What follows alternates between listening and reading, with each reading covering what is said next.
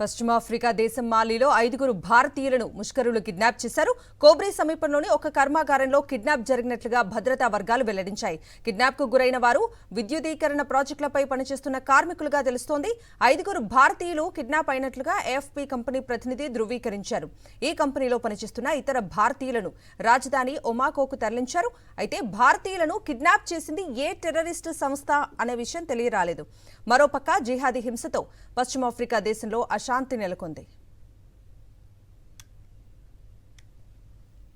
పశ్చిమాఫ్రికా దేశం మాలిలో 5 భారతీయులను ముష్కరులు కిడ్నాప్ చేశారు. కోబ్రీ సమీపంలోని ఒక కర్మాగారంలో కిడ్నాప్ జరిగినట్లుగా భద్రతా వర్గాలు వెల్లడించాయి. కిడ్నాప్కు గురైన వారు విద్యుదీకరణ ప్రాజెక్టులపై పనిచేస్తున్న కార్మికులుగా తెలుస్తోంది. 5 భారతీయులు కిడ్నాప్ అయినట్లుగా ఏఎఫ్పీ కంపెనీ ప్రతినిధి ధృవీకరించారు. ఈ కంపెనీలో పనిచేస్తున్న ఇతర భారతీయులను రాజధాని ఒమాకోకు తరలించారు. అయితే భారతీయులను కిడ్నాప్ చేసింది ఏ టెర్రరిస్టు సంస్థ అనే విషయం తెలియరాలేదు.